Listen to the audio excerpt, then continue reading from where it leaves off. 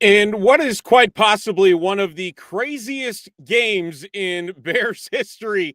Have you caught your breath yet? Because I sure haven't. Bears beat the Cincinnati Bengals 47-42 in arguably the craziest game we have seen in quite some time. And boy, oh boy, was one here. So, again, welcome on into the Bear Report rapid recap here with bearreport.com. I'm Steven Johnson, and we're going to be carrying the press conferences here for the Bears. Ben Johnson, Caleb Williams, once they do indeed go live in Cincinnati. So we will find out more about that once we get to that point. But boy, oh boy, just an incredible game from top to bottom, keeping you on the edge of your seats.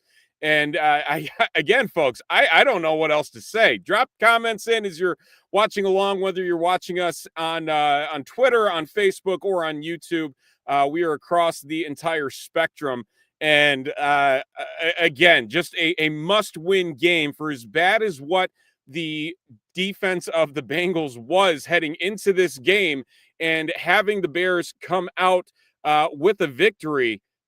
Unbelievable. Absolutely unbelievable. We're going to get to the box score here momentarily and break down everything that occurred in this game. Again, I think for everybody here, it seemed as though there was not a chance in hell that the Bears were going to blow the game. And then lo and behold, a miffed special teams play on an onside kick. And we'll get to special teams here today as well, because, man, the miscues really setting this game up for the script that it had once all was said and done. And I tell you what, let's dive right in here for the Bears. We'll go through the team stats first, right off of the top. Again, just wild from top to bottom. A number 576 total yards for the Bears offense today to 495 for the Bengals. Again, just wild numbers from the Bears offense today, as we hope they would have 76 offensive plays. Mind you, they average about 62.3 a game. They faced that number already, or they overtook that number by the end of the third quarter. 30 first downs, 8 of 15 on third down, 2 of 2 on fourth down, 7.6 yards per play for both teams. Rushing on the ground, 283 rushing yards, 293 through the air. Penalties, better than what they've been. 7 penalties for 43 yards for the Bears, 7 for 49 for the Bengals. But the big one as well, turnovers, 3 turnovers for the Bengals, really making the difference down the stretch, as it was ultimately a back and forth game for both of these teams. And here they are, sitting 5-3 are the Bears heading into their next game, as they will come back home next week to, I believe, face I'm trying to remember who they're playing next week. The Vikings? Is it the Vikings? I believe it's the Vikings. Is it the Vikings? I'm trying to Giants. Excuse me. It's the Giants. The Giants are coming to New York. So again, all things good, all things great for what the Bears have been able to put together here on this this Sunday afternoon. We're going to again carry the press conference live once that does come in here. So again, we will share that with everybody as they take the podium. I'm guessing it will probably be about another 10 minutes until we do see Ben Johnson take the stage and talk about just a wild game. So going through the rest of the box score here for the Bears, Caleb Williams, 20 of 34 for 280 yards, 3 touchdowns, no interceptions. Tyson Bagent making an appearance today as well on the trick play, 1 of 1 for 20 yards. DJ Moore throwing for a touchdown, 1 of 1 for 2 yards, and that score to Caleb Williams. So Caleb Williams today in total, 4 total touchdowns, 3 passing, 1 receiving. Kyle Manungai. I don't know if we can say enough about what Kyle Manungai did on the field today for the Bears and really setting the tone for the running game. 26 carries for 176 yards. Just incredible stuff. A 6.8 yard per carry average for Kyle Manungai. Caleb Williams, 5 carries for 53 yards. Britton Brown, 5 carries for 37 yards and a score. And then DJ Moore, 1 carry for 17 yards. That touchdown that was initially ruled out of bounds at the 1, but thanks to Zack Taylor thinking, yeah, maybe the ball was fumbled and it should be a touchback, or, not the way that I think he thought that challenge was going to go. But again, that one turning into a touchdown there on the passing tree. Colston Loveland, the Colston Loveland breakout game that I think a lot of people have been waiting for as a 10th overall selection in the draft. 6 catches, 118 yards, and 2 touchdowns, including that long 58-yard game-winning touchdown with 17 seconds to go in the game. DJ Moore, 4 catches for 72 yards. Alamid Zacchaeus, 6 catches for 58 yards and a touchdown. Caleb Williams, not just 1 catch, but 2 catches today for Caleb Williams. 2 catches for 22 yards and a touchdown. Kyle Manungai, 3 catches for 22 yards, and Cole Kmet, 1 catch for 10 yards. Rome Odunze, 3 targets, but no catches today. So a very surprising goose egg for Rome Odunze in the passing game. Chicago defense leading the way. Tremaine Edmonds, 9 total tackles, 5 solo tackles, and then the big interception. Can we talk about that rule with the interception on Tremaine Edmonds? And I mean, just a brush across the shoulder is all it took for him to be called down instead of returning it for the touchdown, and what ultimately would have kept it from, checking all of our blood pressure before all was said and done. But again, fantastic stuff there. Nashawn Wright also with that interception at the end of the game to close things out. And a couple others, sacks wise, CJ Gardner-Johnson. He has only been with the team for a couple days, but a phenomenal performance from him. 6 total tackles, 5 of them solo, ended up with 1 sack, 1 tackle for loss. Montez Sweat with a sack. Austin Booker in his season debut this year, after coming off of the IR with his knee injury, picks up a sack as well for 3 total sacks for the defense. Again, not a day that you want to write home about when it comes to what the Bears defense did today, giving up 42 points. And looking over the Bengals numbers, which we will do right now, and Joe Flacco, a guy who has been around this league for a very, very, very long time. 40-year-old Joe Flacco, 31 of 47 in the passing game for 470 yards, 4 touchdowns, and 2 interceptions. So again, just a day for Joe Flacco through the air, basically having his way with this Bears secondary. And, T. Higgins, wasn't much that the Bears could do to stop T. Higgins today. 7 catches for 121 yards and 2 touchdowns. Jamar Chase, 6 catches for 111 yards. Chase Brown, big out of the backfield. A lot of checkdowns to him today. 8 catches for 75 yards. Andreas Sovius, 5 catches for 66 yards and a touchdown to put them ahead late in that game. Tanner Hudson, 2 for 42. Noah Fant, 2 for 28 and a touchdown. And then Mitchell Tinsley with a big catch for 27 yards that set the Bengals up for one of their red zone opportunities in the third quarter. As far as on the ground, pretty much contained overall as a team. The Bengals only having 46 rushing yards on 15 carries. Leading the way, Chase Brown, 11 carries for 37 yards. Samaje Perine, who left the game with a knee injury, 1 carry for 5 yards. Sovius, 1 carry for 4 yards. Taj Brooks, 1 carry for 1 yard. And then Joe Flacco, 1 carry for -1 yards. I believe that would have been his kneel down at the end of the first half. So overall, when the game was on the line once again, the offense and specifically Caleb Williams stepping up when needed. Again, another game-winning drive to add to Caleb Williams's repertoire and resume for these first 2 years. And again, holding on to the ball, not turning it over. Again, a turnoverless game for Caleb Williams. Again, inflated a little bit by that 58-yard touchdown, but again, you take that out, he's still at let's see here, 222 and 2 scores, along with the recepting touchdown as well from DJ Moore. So overall, a very strong game from Caleb Williams. And again, the Bears needing, like we talked about last week with Zack, the Bears needing to do something in this game to show some offensive prowess, and putting up 47 points in a game, I'd say that's a pretty good show of what they could potentially do.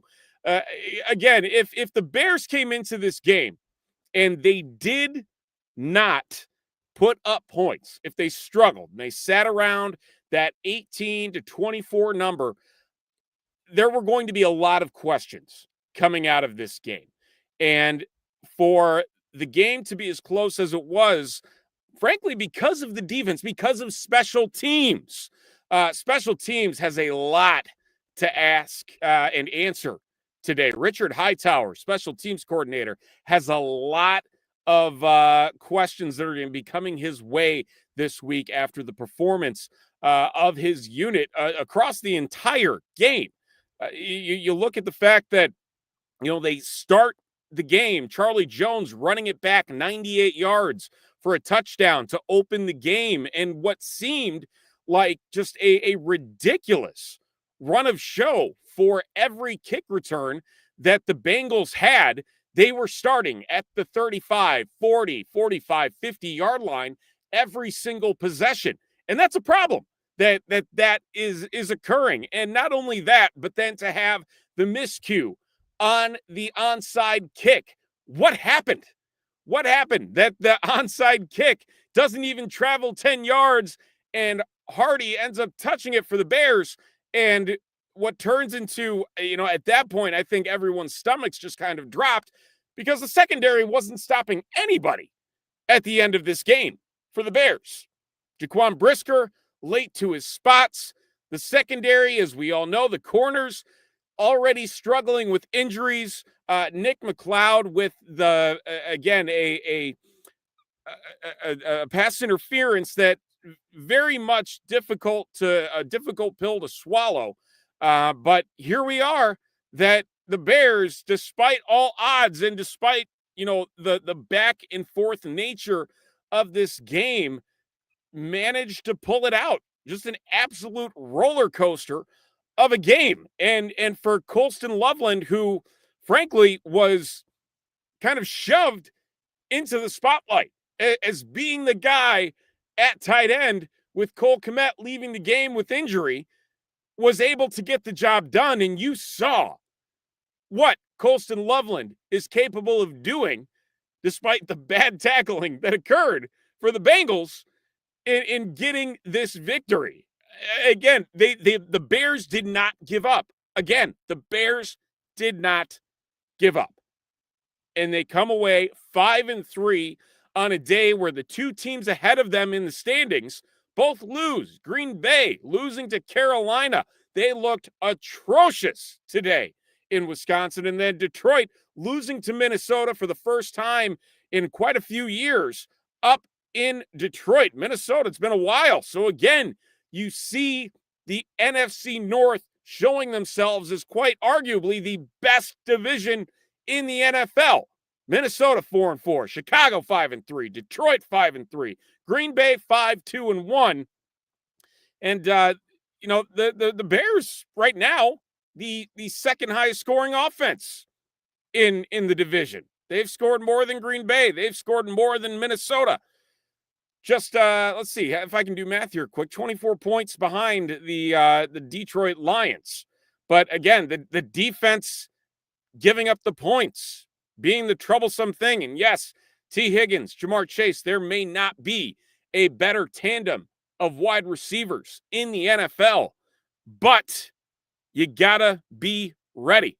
You gotta be aware of what they can do to turn the field at all given times. Drop in your comments as we follow along here. We are going to carry the Ben Johnson and Caleb Williams press conferences once they do go live, we are still waiting for them to get to the podium. It should be any minute here that we do see that. So make sure that you are able to check that out once we get things. We'll get it all squared away here once they do go live over on the Bears official YouTube channel. And here we go. Speak of the devil.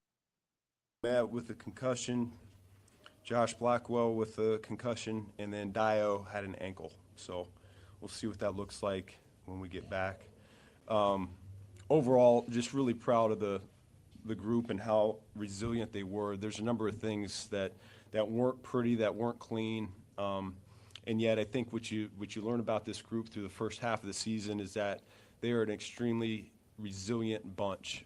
They show up and they're going to fight you all 60 minutes, and they really don't waver. I give them a lot of credit for their poise. With the way that game went, you're up 2 touchdowns in the fourth quarter, and they get the onside kick, they take the lead, and it's easy to fold. And our guys didn't do that. They kept the faith and found a way to come out on top. And so there'll be a lot of tape that we can coach off of and we can clean up. I think the best thing is you go in the locker room and it's an exciting win like that, and yet there's a number of guys that are pretty disappointed with how they played. And so I think that's the sign of a good football team, is they can recognize it immediately, and we're going to be able to clean it up and get it fixed. So, you don't apologize for winning in this league. It's too hard week in and week out, especially on the road. And so, it's as a coach, you don't take these things for granted. So with that, I'll go ahead and open it up. Ben, what was the emotional experience for you in the last 2 or so minutes? I try to keep it pretty steady. I mean, we were on top of it. I just try to keep level-headed in terms of making sure we have enough time for our own rebuttal. And so we're using our timeouts, and, that's kind of worst-case scenario, but you're kind of thinking that way and making sure that you got a chance. And, we came back, and we needed a field goal, and just about a minute left in a timeout. So we felt pretty good about that scenario. He showed emotion on the sideline today. It's easy to go up and down and ride that roller coaster, but I think the coaching staff did a pretty good job just staying level-headed throughout. It looked like in the sequence that you're talking about with the Bengals going in, it looked like you weren't conceding anything, but you were preparing for at least the probability that they were going to. Yeah, and you could see it in their intent as well. They got down in the red zone, he started running the ball to try to drain some of the clock off, and so, that's part of that game, is they want to have the last score themselves and win the game, and we want to have enough time just in case to rebuttal. So, great time management today by Ben Johnson. That's the strategic part of it that can be a little bit fun. What's going through your mind on Colston's play? You're thinking, okay, he's got it, he's going to be in field goal range, and then he kicks off and runs away from everyone. Yeah, I just told Jeff that I was hunting one coverage there before halftime and end of the game in the 2-minute scenarios, and couldn't get it. There was probably 3 or 4 calls I had, and I just didn't get it. And then finally we got it on that particular play, and Caleb did a great job seeing it, delivered a good ball. Figured it was going to be explosive. Wasn't expecting it to be a touchdown, though, and I think that was Colston's speed just taking off and going for it. So it was good to see. So on that play, is Colston the number one? Yes. Yeah. Yeah. We've gotten used to how you've talked about how incredible play by the rookie. How challenging was it, though, for you in those final 2 minutes to really stay? I was actually probably more even keeled than I was earlier in the game. You could ask our offensive coaching staff. I'm not too. I can say some things on the headset that aren't too pleasant, but no, I think overall, I think the whole group, coaches and players, they handled it really well. How about Caleb's ups and downs throughout the game and then finishing strong like that? Yeah, I can't make a knee-jerk reaction on that quite yet. Here's what I know is he threw some touchdowns. He didn't throw any interceptions, and I thought he used his legs to help us extend drives as well. So I was pleased with that. How impressive was Kyle stepping in like he did today? Yeah, I mean, I'm not surprised. That's kind of who he's been since he's been here. Very reliable. He's going to do what you're coaching. I think he's hard to bring down. I think that showed up. What he was in Rutgers was the bell cow for that team, and he proved today that he can carry that load if called upon. Is there a reason why you went to so many of the trick plays today? No, I mean, I think we had a lot of plays in general, so yeah, we were just cycling through what we felt like would work, and I don't feel like it was any more on a game plan than we normally have. So, Seemed like 3 or 4 in the thinking first 2 why that drives. would work to play with Tyson. With Tyson? Pass to Tyson, pass to- Yeah, believe that was off the turnover, is that correct? So, yeah. Yeah, so we had a little momentum, was looking to piggyback on that. And then it's one of those gadgets where you're throwing it out wide, trying to get some young players on their defense to potentially have bad eyes. We had the ability to throw that ball down the field. They covered it well down there, but then we were able to throw it back across, so. Do you presume on that play and the DJ pass to Caleb that they're going to probably just ignore the quarterback, the starting quarterback, kind of wandering out there? Well, in man coverage, there's not a defender assigned to the quarterback, and so that can be a good play if you get the right coverage. DJ's Take advantage touchdown, of bad Zack defenses, challenged it. and that's what the Bears did What are today. you thinking? Because obviously we know what's happened with those balls going out of the end zone, and I don't know if you have rules for guys in those situations, but what's your vantage point of that going? Yeah, I mean, our guys know we don't reach the ball out at the pylon, and so DJ was the first one over to me. He's like, Coach, the way he hit me kind of forced the ball to go like that, but he felt like he had possession of it, and I think the video affirmed that for us, so it was good. Ben, on that last play of the Bengals, it seemed like you all rushed 4, I may be mistaken, but when so many coaches tend to rush 3 and sort of sit back and let the play develop, what went into the decision to try and get pressure on Joe Flacco rather than just sit? On the Hail Mary attempt? Yeah. You know, I think teams have philosophies on that, and each week's a little bit different, but we felt pretty comfortable going into this week and that being our plan of attack. Then on the couple more, the onside kick. Just AC sprained quarterback. You got to take advantage of that. Can you guys do better in that situation? I got to look at that tape one more time. It was on the opposite side of the field, so I didn't see it close up, but the guys upstairs said it hit Hardy's foot, and so we'll see what we can do better next time. What concerns do you have defensively? I know you don't want to you can't dig into the details until you've seen the film, but there's got to be some categories of issues defensively in a game like this. We knew that those guys on the outside, on the perimeter, were really good players, and I mean, I think Flacco, and since he's been here, he's kind of done this every week, week in and week out, and so I'm not going to make, like I said, any knee-jerk reactions here right after the game. We'll look at that tape, we'll evaluate what we did well, what we didn't do well, and if we need to make adjustments, we will. Thanks, guys. Yep, thank you. All right, so that is Ben Johnson of the Chicago Bears, the head coach of the Chicago Bears. Again, just an incredible game. Bears taking down the Cincinnati Bengals 47-42 in week number 9 here, and we're going to talk more and see. And actually, here is Colston Loveland. Actually, look at this.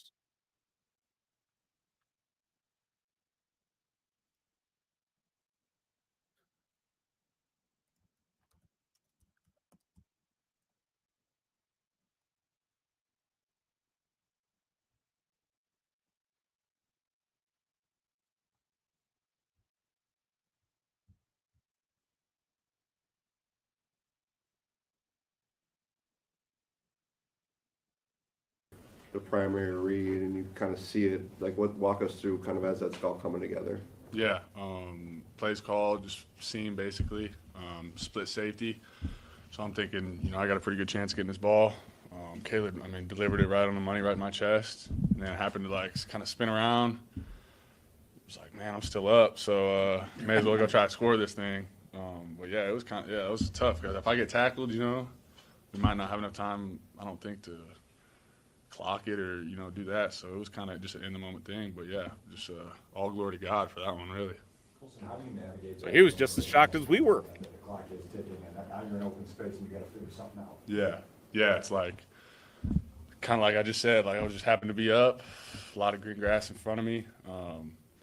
It's like, man, I got to get in the end zone now. Yeah, I can't, you know, leak it down to 6 seconds, get tackled on the 1. That's a game. So, yeah, that was crazy. When's the last time you've been part of a game like this at any level? Yeah, I don't think I ever have, honestly. I think the back and forth, you know, they come back from 2 tuds, and then we happen to, you know, end it. Yeah, I can't think of a time that's ever happened.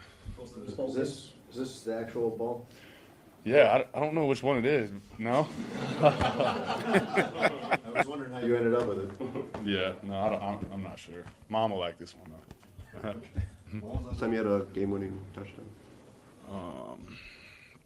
That might be the first one. Maybe high school. Yeah. Wow.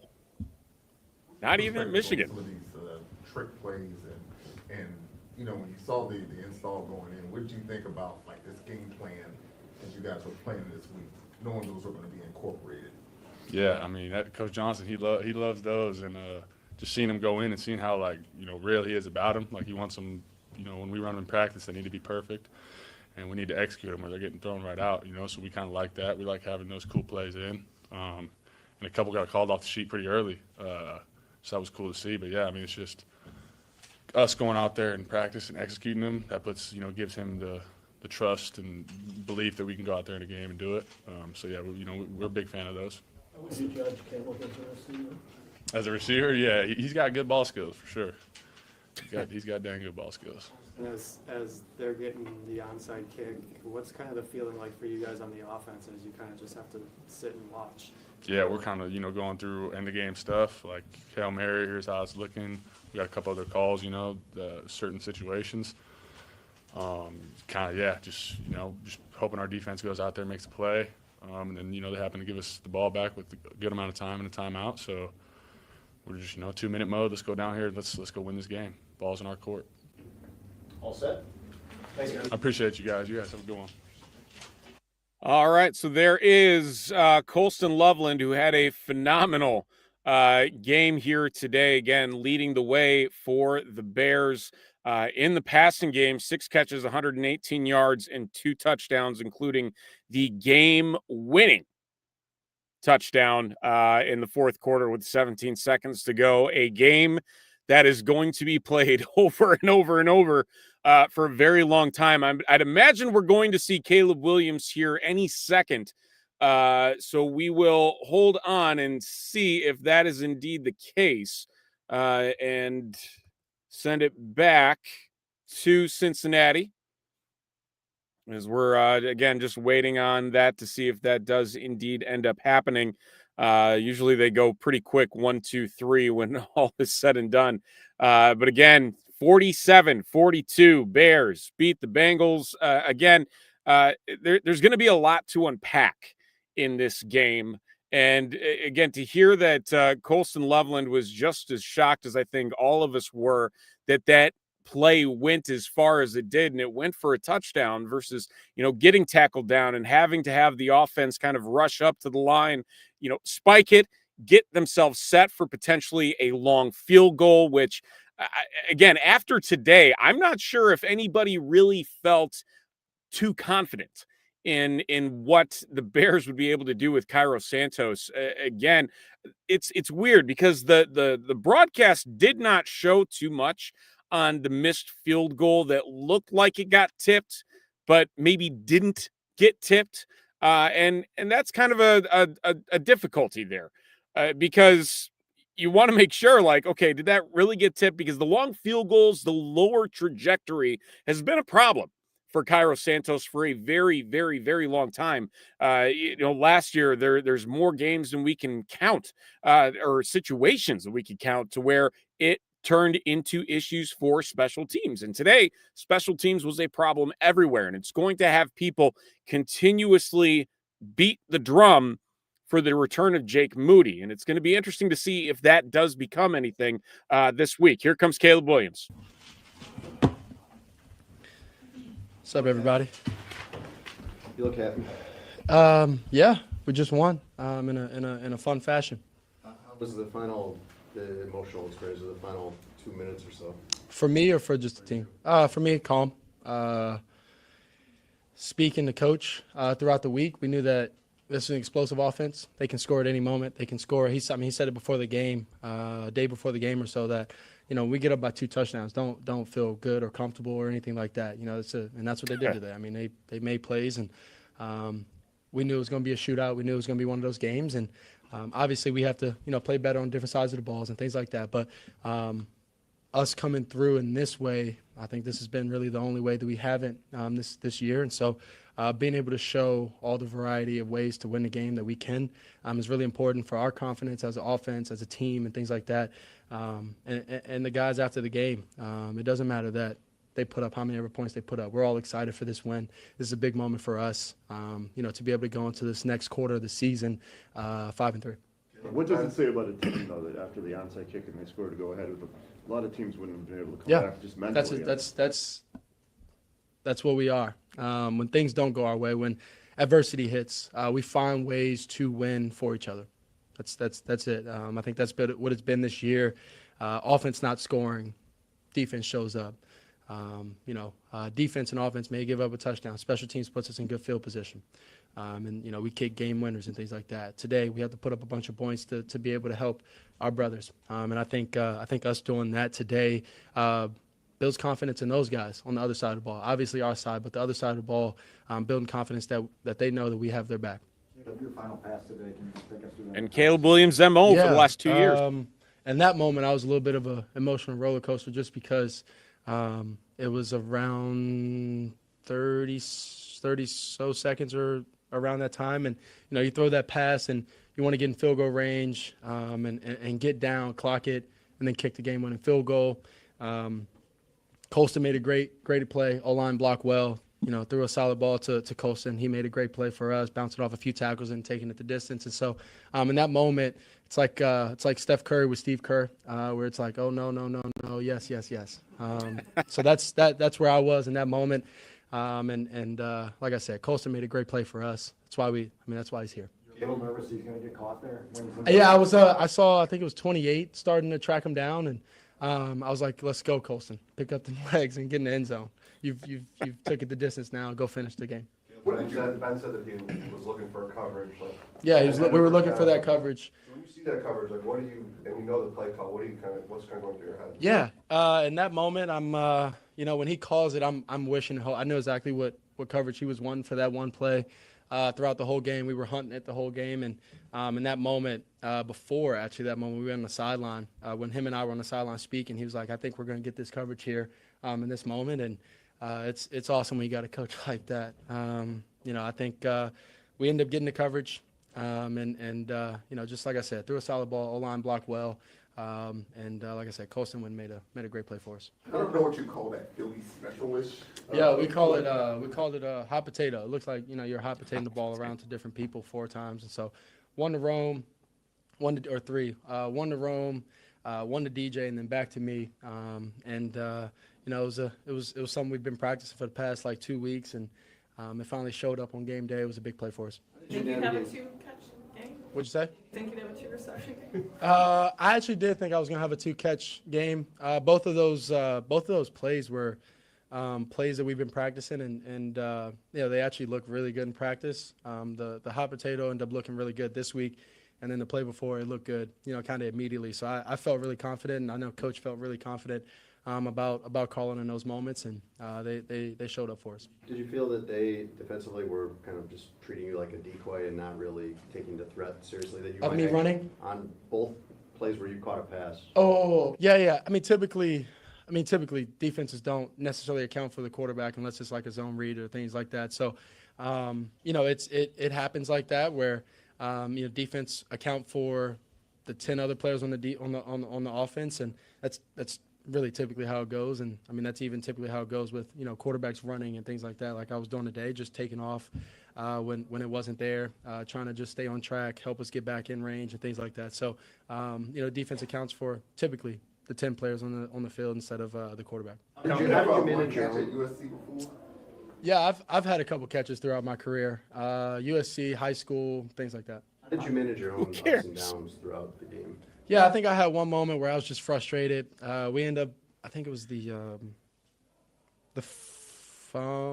fumble near midfield, and we didn't score in that moment. We ended up getting 3, and I know that would have helped us tremendously, being able to get that 7 points right there. The way we were rolling, we should have, and I really wish we did. So I got a little frustrated in that moment, but other than that, just calm throughout the game, understanding that it was going to be one of these type of games. How would you summarize the day, Kyle? The day with Dre Swift down, we needed somebody to step up in that position, and that's what he did for us. It was expected of him.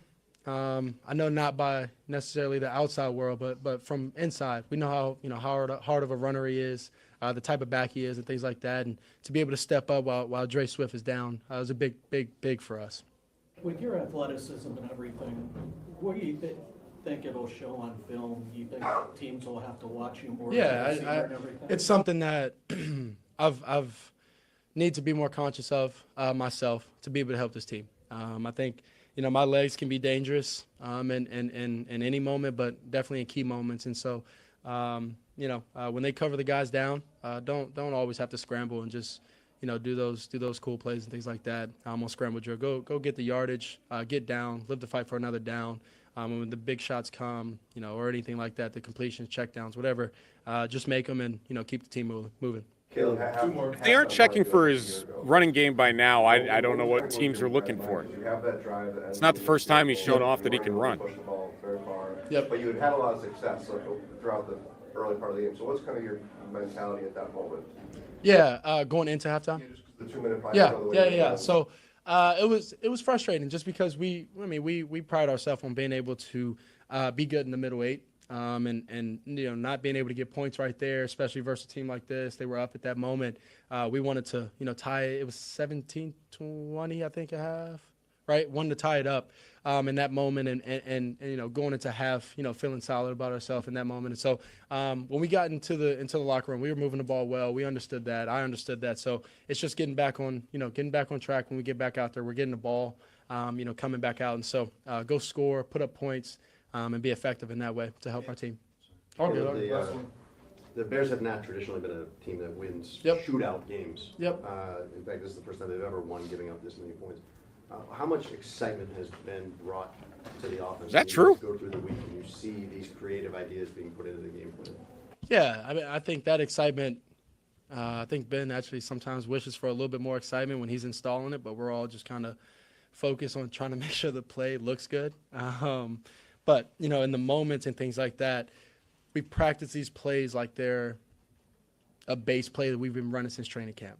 And so, we feel confident. We feel extremely confident about when the play is called that it's going to work and we're going to go execute it. And I think that's kudos to Coach and how he coaches us and how he pushes us. But it's also kudos to, the players and belief in each other and when he calls it that it's going to work. And so, I think in these moments, in those moments, I think the guys have belief that we're going to go win those games.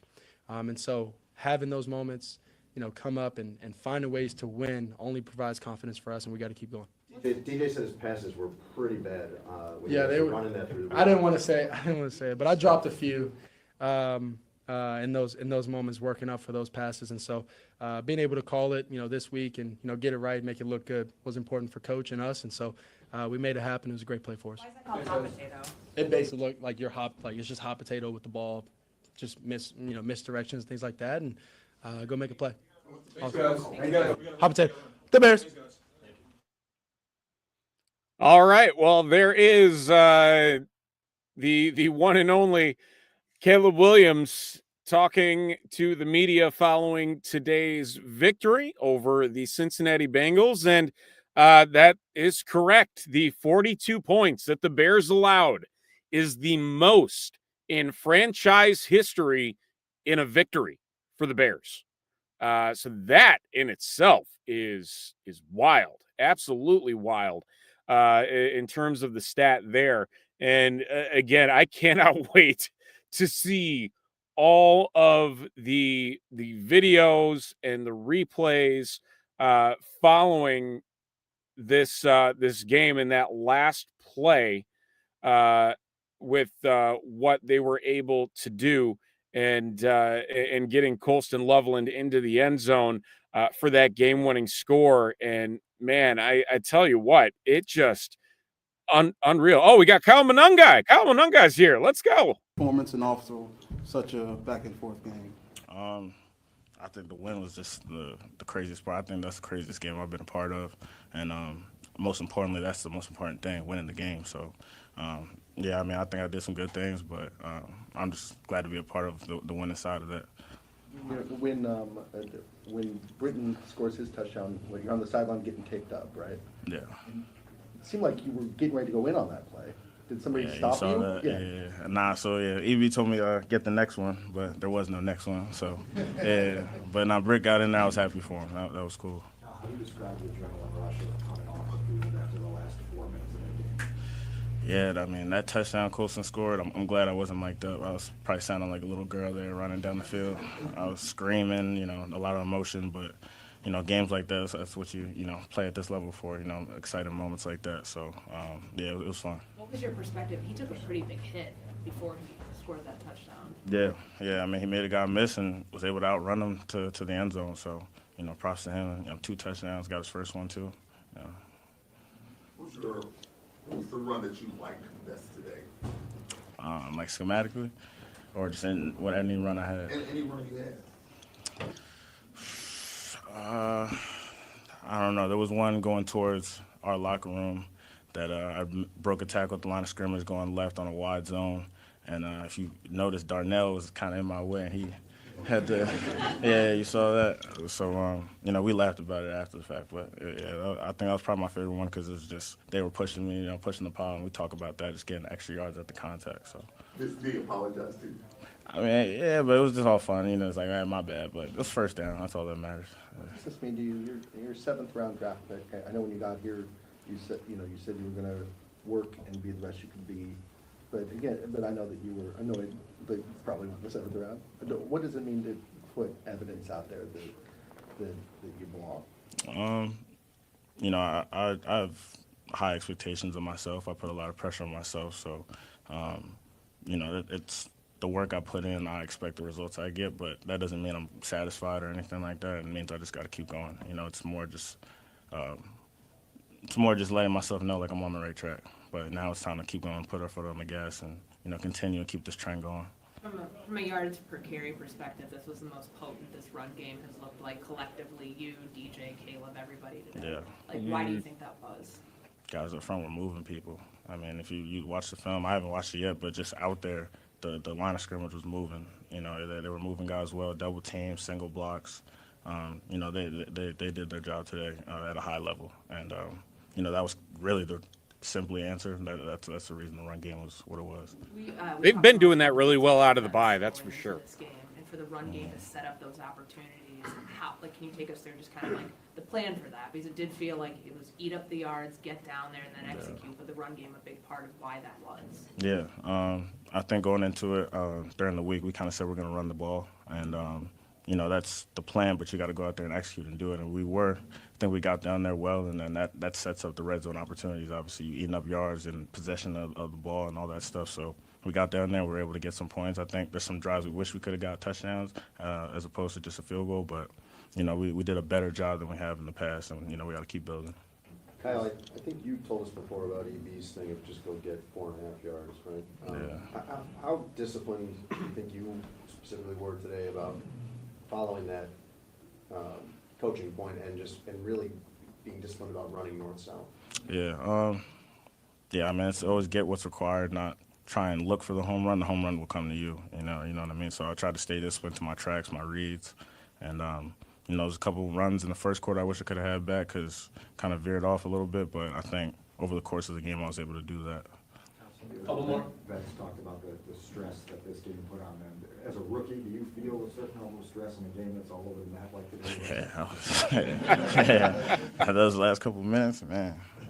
I've never, like I said, I've never been a part of a game like this, and yeah, it was high stress for sure. What's your perspective on a lot of these trick plays? We've been told you guys are working on for the last couple of weeks, and just Ben's willingness to do a lot of creative plays like this. Yeah. We got playmakers all over the offense, so we can do things like that because of the skill sets everybody has, and I loved it personally. It's fun. Like in practice, we, sometimes it starts as messing around, and then we're kind of like, oh, that would work, like that would look good, and like you said, he's willing to call those things. So, if he's gonna call it, we're gonna go do it. Last two, Courtney then Pat. I think it was either after the Miami preseason game or the Family Fest practice, but Ben was talking about trust in rookies and how that has to be earned. And then you and Colston, collectively, what you do today, like clearly paying that off. When do you feel like he had the trust in you to be able to give you those opportunities? I think something I just earn every day. I don't think there was like a moment I felt like, okay, he trusts me now. I think it's just something I want to continue to keep building. But I think, correct repetitions over time, that's how you build trust with a coach, and knowing that they can trust you to do your job in high-stress environments or, low-stress environments, just consistency. To be the team that goes through that crazy final 4 minutes and wins, what does that do for the locker room, especially compared to what it might have been if you'd been on the other side of that? Yeah, confidence booster. We always say if the game's close in the last couple of minutes, we expect to win, because that's just the mentality we have. Like, it's gonna be a dogfight with whoever. It's the NFL, we know, but if the game's close, we expect to come out on top in the end. Awesome. Thank you, guys. Appreciate you guys. All right, Kyle Manungai, a big game out of the 7th round pick here today in the victory. Again, 26 carries for 176 yards on the ground, in addition to 3 catches for 22 yards through the air out of the backfield. So again, just a fantastic day for the rookie, stepping up with DeAndre Swift out for the game. And again, just so much to hear it from so many people that specifically saying, I've never been a part of anything like that before, And for the Bears and the youth to experience something like that in a game is incredible for them, and only sets them up for that confidence heading into, again, a stretch of games that make you feel as though they should be able to win a good amount of them, including next week back at home against the New York Giants, who I believe lost today, if I'm not mistaken, to the San Francisco Giants at home. Yes, 34-24. The San Francisco Giants beat the San Francisco 49ers. Wow. Beat the New York Giants.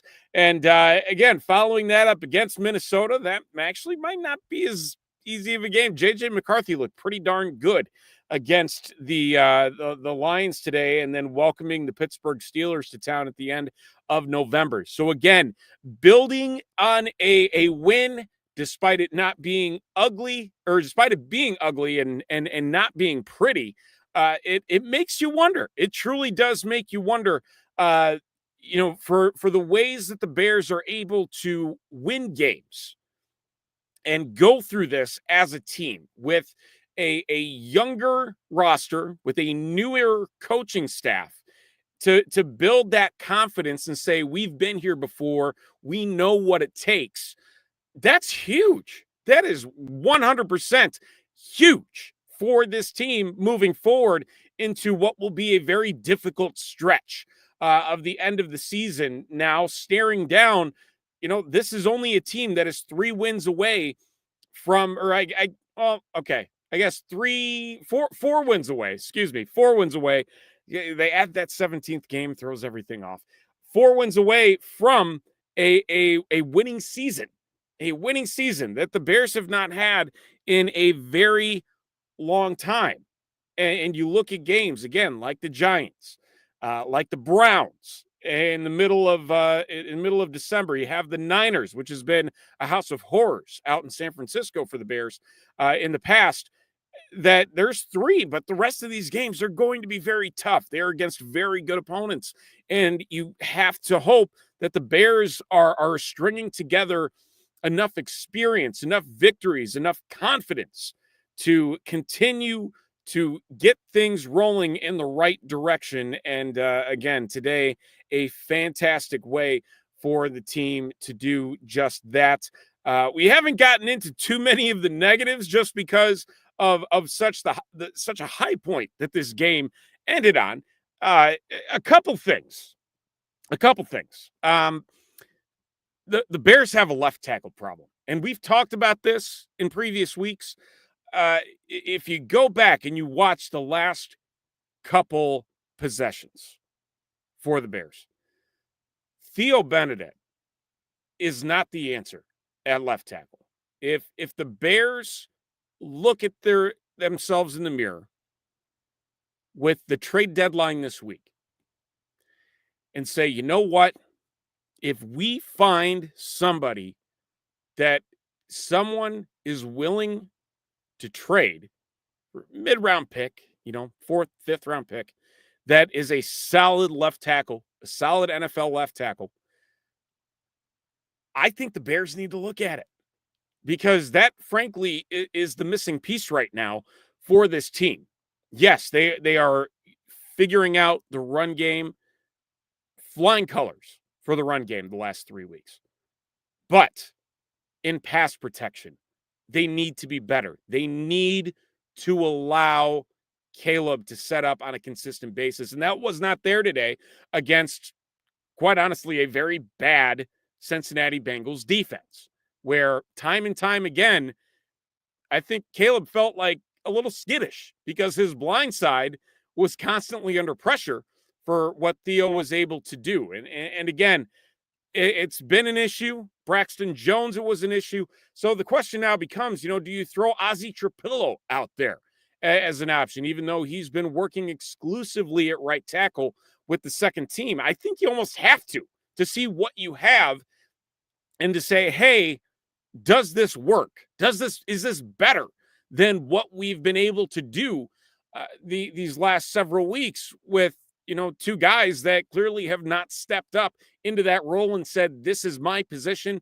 and no one is going to take it away from me. That's my biggest concern out of this game. We know the secondary's beat up. We know they're dealing with injuries. But if CJ Gardner-Johnson continues to perform at the level that we saw today, and that we can get more out of Stevenson on the other side, that's a pretty decent 1-2 right there in the interim. Not long-term, obviously, but until Kyler Gordon comes back from whatever soft tissue injury he's dealing with again, and praying that it's only 4 weeks. So that would get him back for the Pittsburgh game on November 23rd. So you wouldn't have him against the Giants. You wouldn't have him against the Vikings. You have to hope that is enough. CJ Gardner-Johnson is starter level in this league, even though he's bounced around. He's been a bit of a head case. He's one of those guys, you put him in the category of guys like A.J. Pierzynski, where if he's on the opposite sideline, you hate him. You can't stand him. Anything that he does, it just drives you nuts. But when he's in your uniform, okay, we'll see how it goes. It's all good. He's playing for the good guys now. That's essentially what it is for CJ Gardner-Johnson. And for what he was able to do, third on the team in tackles today, picking up a sack, picking up a tackle for loss. Fantastic for a guy who has been on the roster for 3 or 4 days. You could not ask for more out of what he gave the Bears in his first game in a Bears uniform. Plain and simple. Beyond left tackle, we talked about it a little bit earlier. Special teams being a significant issue for the Bears. And again, Richard Hightower needs to come up with some answers. The kick return game, terrible. The kicking game, terrible. Everything today was bad. Outside of Torrey Taylor having just a launch of a punt that pinned the Bengals deep, that frankly, I'm not even sure why it was returned, because I'm pretty sure that the ball was collected at like the 5-yard line by Charlie Jones. I don't know what he was thinking, unless there was a spin on the ball that we saw and it was like, okay, that's not going to go into the end zone.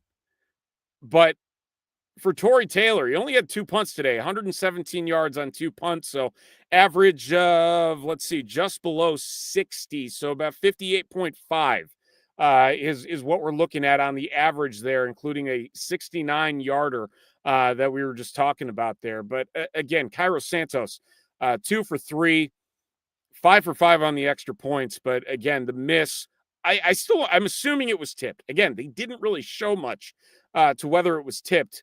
But again, the low trajectory and whether or not we are going to see the return of Jake Moody next week. I'm curious. I really am curious. I think it could possibly happen that the Bears are in a position to finally make that switch. The rumblings have been getting louder every single week since Moody had that big game for the Bears.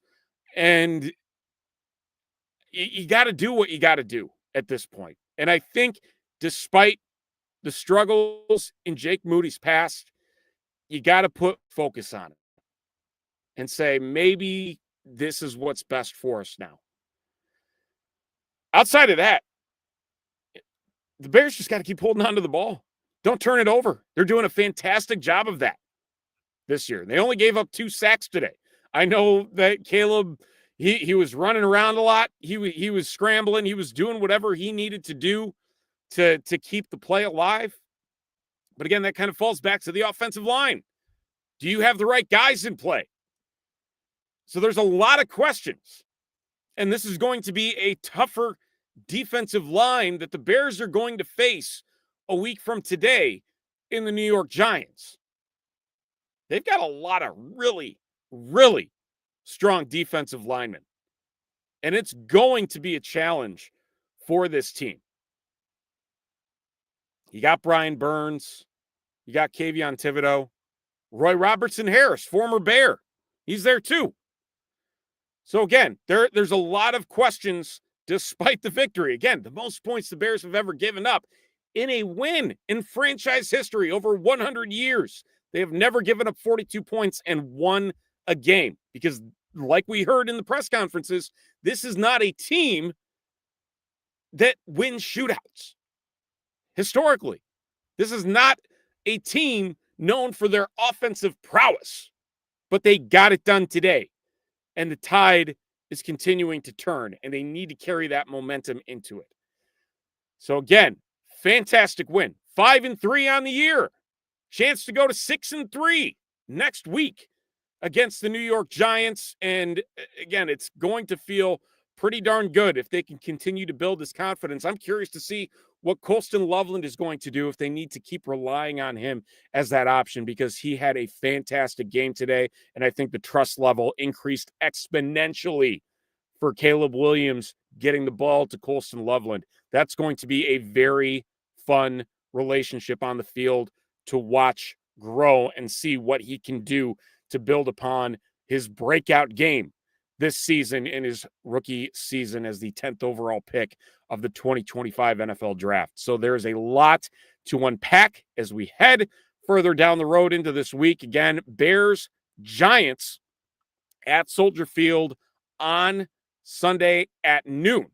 It'll be a good one. We'll be here all week breaking it down, talking even more about this victory over the Bengals. And once we get a little bit more information, once the Bears have taken a look at the tape, get a little bit more insight into what they really feel like they need to work on. But again, a fantastic win, picking up a victory in just a very dysfunctional, uncommon game script like game. Big game today.